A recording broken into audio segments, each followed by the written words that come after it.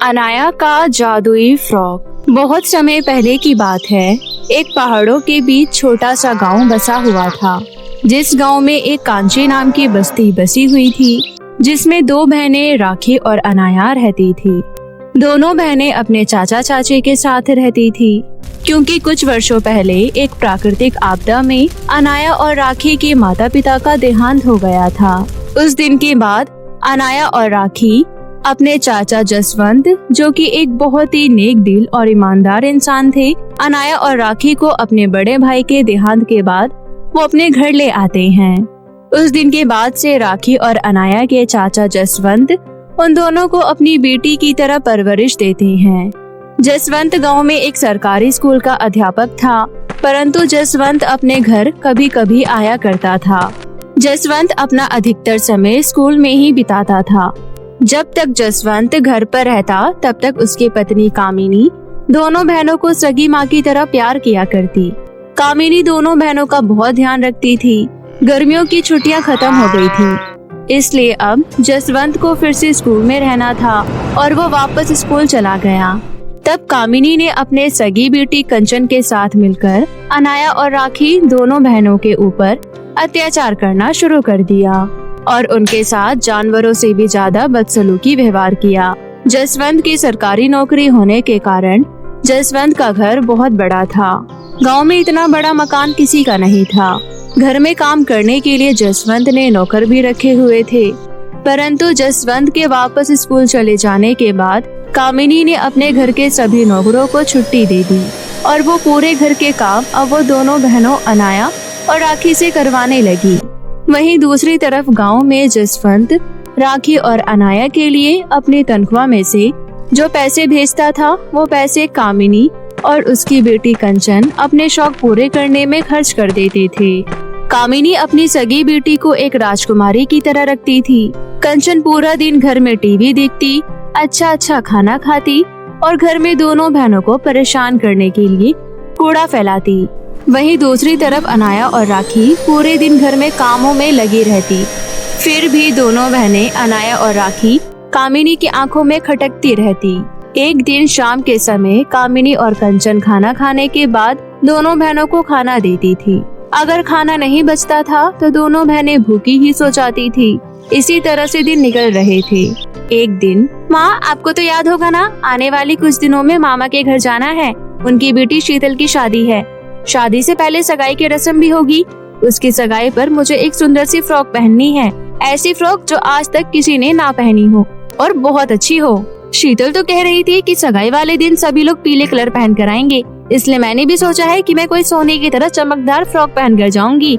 आप मुझे एक बहुत सुंदर महंगे और ब्रांडेड फ्रॉक दिलवाएंगे ना माँ? माँ, शीतल की सगाई में सबसे सुंदर मुझे ही दिखना है। मैं नहीं चाहती कि कोई भी आपकी बेटी को देखकर अपने आंखें फेर ले, बल्कि सभी लोग मुझे ही देखते रह जाए। मैं तो ऐसा चाहती हूँ। क्यों नहीं मेरी प्यारी बेटी, मैं तुम्हें बहुत ही सुंदर फ्रॉक दिलवाऊंगी। मुझे पता है कि शीतल की शादी में सबसे खूबसूरत मेरी बेटी कंचन को ही लगना है। और थोड़ी देर बाद दोनों माँ बेटी नाश्ता करके अपने लिए शॉपिंग करने के लिए शहर के एक मॉल जाती है कि तभी रास्ते में अनाया कंचन को रोक लेती है। माँ, आप दोनों शॉपिंग करने जा रहे हो? वो मैं ये कह रही थी कि दीदी और मेरे पास भी पहनने के लिए कपड़े नहीं हैं। सभी कपड़े पुराने हो गए हैं और फट गए हैं। आप मार्केट जा ही रही हो तो हम दोनों बहनों के लिए भी कुछ कपड़े खरीद कर ले आना। मुझे भी तो अपनी बहन की शादी में जाना है। आखिर कंचन के मामा की बेटी मेरी भी तो बहन हुई ना, क्योंकि मामा ने दीदी और मुझे भी शादी में आने के लिए निमंत्रण दिया है। वो कह रहे थे कि वो हमारी माँ को भी अपनी बहन की तरह ही चाहते थे। अब वो तो नहीं रही तो हम दोनों बहनें ही अपनी बहन की शादी में पहुँच जाएंगे। चुप कर, बहुत जुबान चलने लगी है तेरी। यूं कैंची की तरह पटर पटर बोले जा रही है। शीतल की सगाई में मेरी बेटी कंचन और मैं ही जाएंगे। और हाँ, रही बात मेरे भाई की, तो उसकी इकलौती बहन मैं ही हूँ। तेरी माँ तो केवल मुँह बोली बहन थी और अब उसके मरने के बाद तेरा मेरे भाई से सारा रिश्ता खत्म हो गया है। वो अब तेरे मामा नहीं है। चुपचाप दोनों बहनें घर पर रहो और घर के काम करो। हमें देर हो रही है शॉपिंग पर जाने के लिए। अब हमारे आगे से हट जाओ। वो तो शुक्र मनाओ कि तुम्हारी चाची तुम्हें 2 वक्त की रोटी खिला रही है। मेरा बस चलता तो तुम्हें घर से बाहर निकाल देती। दोनों बहनें किसी चौराहे पर बैठकर भीख मांग रही होती। शुक्र मनाओ अपने चाचा के एहसान का और चुपचाप मुंह बंद करके घर में बैठी रहो और जो कुछ खाने और पहनने को मिल रहा है उसी में गुजारा करो। इतना कहकर कमलेश अपनी बेटी कंचन के साथ शॉपिंग करने के लिए शहर के बड़े शॉपिंग मॉल में जाती है, जहाँ पर ढेर सारे सुंदर सुंदर डिजाइनर फ्रॉक थी, जिन्हें देखकर कंचन बहुत खुश हो जाती है। और यहाँ दोनों बहनें उदास होकर अपने अपने कामों में लग जाती है। तभी वहाँ पर अनाया अपनी दीदी राखी से कहती है, दीदी चाची जी तो बहुत बेकार है, वो हमारे ऊपर कितना अत्याचार करती है और हमें खाने के लिए ठीक से खाना भी नहीं देती।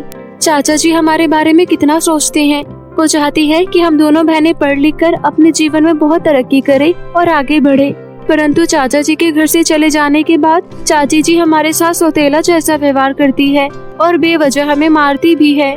उनकी तो बस एक ही राजकुमारी बेटी है कंचन, पूरा दिन उसकी देखभाल करती है और उसके आगे पीछे घूमती है। जरा सा दिक्कत क्या हो जाए कंचन को, हमें दासी बना देती है। मैं अब और उस दुष्ट चाची के साथ नहीं रह सकती। दीदी मेरी बात मानो और ये घर छोड़ दो। हम दोनों बहनें मिलकर मजदूरी करेंगे और रूखा सूखा खाकर रह लेंगे, परंतु इस जेल में रहना अब मेरे बस की बात नहीं है। मेरी प्यारी बहन, अभी तो हम बहुत छोटे हैं, इतनी छोटी सी उम्र में हम दोनों बहनों को कोई काम पर नहीं रखेगा। और फिर तुम जानती हो ना, हमारे चाचा पूरे गांव में चर्चित है। अगर हम दूसरों के घर में काम करने जाएंगे तो उनकी बदनामी होगी। हम ऐसा हरगिज नहीं कर सकते। मैं तो कहती हूँ कि कुछ दिन इंतजार करो, चाचा जी आते ही होंगे।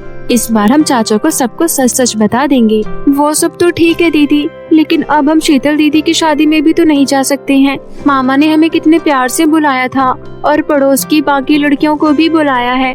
सभी गाँव वाले सुंदर सुंदर कपड़े पहनकर जा रहे हैं। हाँ मैं जानती हूँ, लेकिन हम कुछ नहीं कर सकते हैं। हमारे पास पछताने के सिवा और कुछ नहीं है। हाँ दीदी, पड़ोस में रहने वाली गीता भी मुझे बता रही थी कि उसकी माँ ने उसके लिए बहुत ही सुंदर फ्रॉक ली है, जो कि पीले कलर की है। गीता उस फ्रॉक को पहनकर बहुत सुंदर दिखेगी। लगता है हम दोनों बहनों को घर पर ही रहना होगा और अपनी किस्मत पर बैठकर रोना होगा। इतना कहकर दोनों बहनें कामिनी के डर की वजह से घर के कामों को खत्म करने में लग जाती है। काम करते करते पूरा दिन बीत जाता है। शाम को दोनों माँ बेटी महंगी महंगी शॉपिंग करके घर वापस आ जाती है। कहाँ मर गई राखी अनाया, कोई है? दोनों की दोनों मर गई हो क्या? हम दोनों शॉपिंग करके आ गई हैं। जल्दी से हमारे लिए ठंडा ठंडा जूस बनाकर लेकर आओ, बहुत गर्मी है। राखी अपनी चाची की आवाज सुनकर जल्दी से जूस लेकर उनके पास पहुंच जाती है। देखो देखो, मैं कितनी सुंदर सुंदर फ्रॉक लेकर आई हूँ। तुमने ऐसी फ्रॉक सपनों में भी नहीं देखी होगी। जब मैं ये फ्रॉक पहनूंगी तो किसी परी से कम नहीं लगूंगी। मैं जानती हूँ सब लोग मुझे देखते ही रह जाएंगे और मैं पार्टी में सबसे सुंदर लगूंगी। राखी की बच्ची, तू यहाँ खड़े होकर हमारी शक्ल क्या देख रही है? जल्दी से हमारे लिए कुछ टेस्टी सा खाने के लिए बना दे। शॉपिंग करके हम थक गए हैं और अब हमें बहुत जोर से भूख लग रही है। और तू अनाई की बच्ची, मेरी ये महंगी सी साड़ी ले जाकर इसको अच्छे से प्रेस करके रख दे। मेरी साड़ी के ऊपर एक भी सिलवट नहीं आनी चाहिए। इसके बाद राखी किचन में जाकर दोनों माँ बेटी के लिए स्वादिष्ट स्वादिष्ट भोजन बनाने लगती है और अनाया अपनी चाची की साड़ी के ऊपर प्रेस करने लगती है। अनाया चाची की साड़ी प्रेस कर रही होती है, तभी कंचन अपनी फ्रॉक को देखती है। अनाया की नजर कंचन की फ्रॉक के ऊपर पड़ती है। इतनी सुंदर और फैंसी फैंसी फ्रॉक देखकर अनाया का भी सुंदर सुंदर फ्रॉक पहनकर शीतल की शादी में जाने का मन होने लगता है। अनाया मन ही मन अपनी बातों में इतना खो जाती है कि वो साड़ी पर ध्यान नहीं दे पाती और वो साड़ी प्रेस से जल जाती है। जैसे ही जलने की बदबू आती है, कामिनी वो बदबू सूंघते हुए अनाया के पास पहुंच जाती है और ये देखकर वो आग बबूला हो जाती है और उसे बहुत तेज गुस्सा आ जाता है। क्यों रे मनहूस लड़की, तूने मेरी इतनी कीमती और महंगी साड़ी को जानबूझकर जलाया है ना? मैं सब समझती हूँ। तुझे मेरी और मेरी बेटी की खुशियाँ देखी ही नहीं जाती।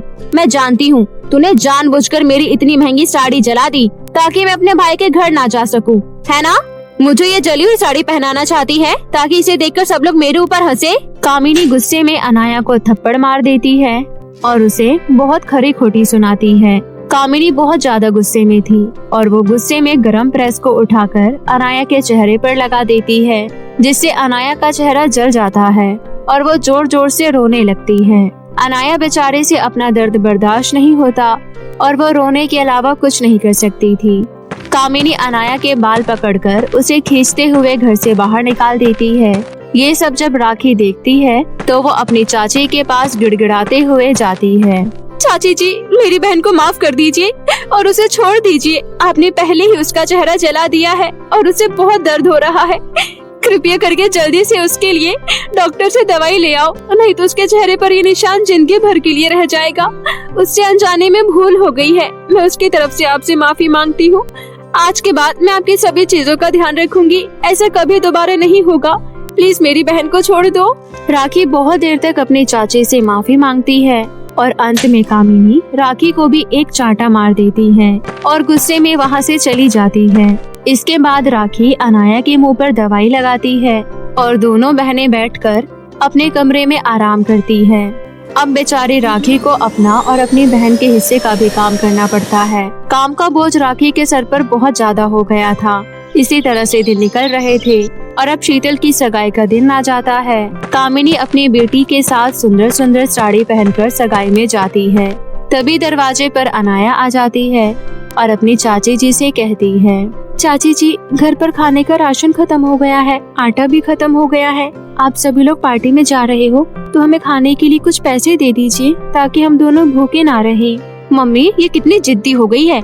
लगता है इसको आपकी मार याद नहीं है जो बार बार आपके आगे आकर खड़ी हो जाती है। हम इतने अच्छे मूड में थे और शादी में जा रहे थे और इस काली बिल्ली ने हमारा रास्ता काट दिया। अगर एक दिन ये दोनों बहनें खाना नहीं खाएंगी तो कौन सा भूकंप आ जाएगा। हाँ हाँ मेरी प्यारी बेटी, तुम सही कह रही हो। और सुन लड़की, अगर एक दिन खाना नहीं खाएगी तो क्या तुम मर जाओगी। मेरे पास पैसे नहीं है, इसलिए घर में जो भी है उसमें गुजारा करो। हमें नहीं पता हमें कितना टाइम लगेगा। माँ, वैसे भी हमारे घर में चावल भी तो रखे हैं, ये दोनों बहनें चावल बनाकर खा लेंगी। तुम दोनों आपस में लड़ाई मत करना और जितना मिले दोनों मिल बांटकर खा लेना। इतना कहकर दोनों माँ बेटी सगाई में चली जाती है।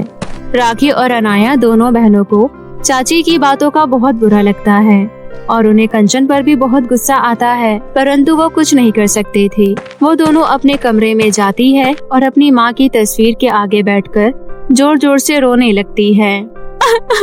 माँ, पिताजी, आप हमें बचपन में ही अकेला छोड़कर क्यों चले गए। यहाँ चाची जी हम पर कितना अत्याचार करती है और हमारे साथ नौकरों जैसा बर्ताव करती है।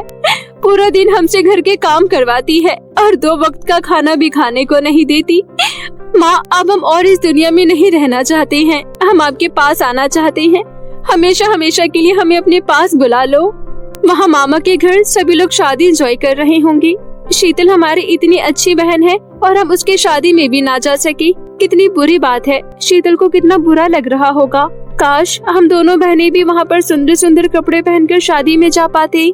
इतना कहकर दोनों बहनें जोर जोर से रोने लगती हैं। अपनी बेटियों को रोता हुआ देखकर उनकी माँ को जरा भी अच्छा नहीं लगता और वो तस्वीर से बोलती है, मेरी प्यारी बच्चियों, मैं तुम्हारी सभी हालातों को समझती हूँ और मैं सब जानती हूँ। तुम दोनों को रोने की कोई जरूरत नहीं है। मुझे सब पता है कि तुम्हारी चाची तुम दोनों बहनों पर कितना अत्याचार करती है और वो तुम्हें मारती भी है, परंतु तुम दोनों ने कभी हार नहीं मानी और मैं तुम्हें इस जाल में और नहीं रहने दूंगी। मेरी बात ध्यान से सुनो। अगर तुम दोनों बहनों को खुशी से रहना है और अपनी बहन शीतल की शादी में जाना है तो तुम यहाँ से 2 किलोमीटर दूर जो एक घना जंगल है, उस घने जंगल में एक बरगद का पेड़ है। तुम उस पेड़ के पास जाना। उस पेड़ के पीछे ढेर सारी सुंदर सुंदर जादुई फ्रॉक है। तुम दोनों बहनों की वो बरगद का पेड़ मदद करेगा।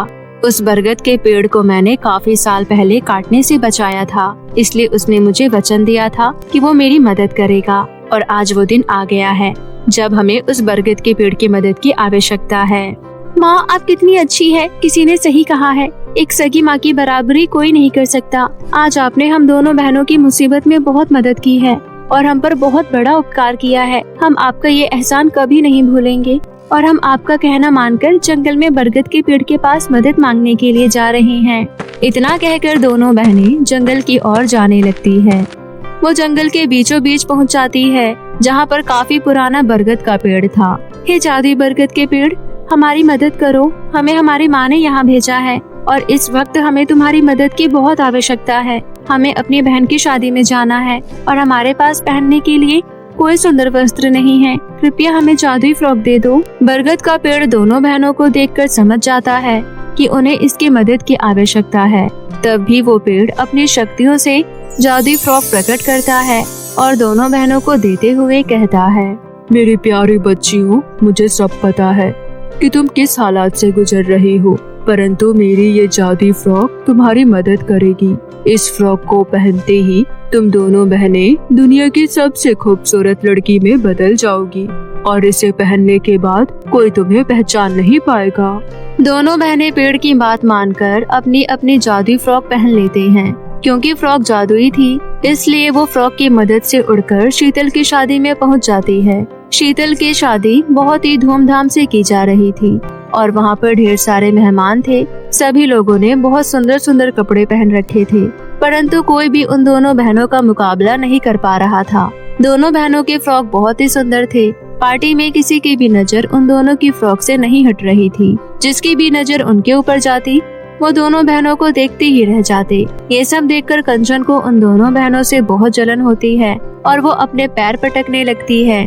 राखी और अनाया शादी एंजॉय करती है और शादी के बाद वो अपनी जादुई फ्रॉक की मदद से घर आ जाती है और दोनों बहनें उस घर में रहने लगती है। शादी के बाद से ही दोनों बहनें वापस अपने चाचा के घर नहीं आती और वो अपने नए घर में हंसी खुशी से रहने लगती हैं। तो मेरे प्यारे दोस्तों, कैसी लगी आपको मेरी ये कहानी, हमें कमेंट करके जरूर बताएं। और अगर कहानी अच्छी लगी हो तो वीडियो को लाइक और चैनल को सब्सक्राइब करना ना भूले। तो फिर मिलती हूँ आपसे ऐसी ही नई और मजेदार इंटरेस्टिंग कहानी के साथ। तब तक के लिए बाय बाय दोस्तों।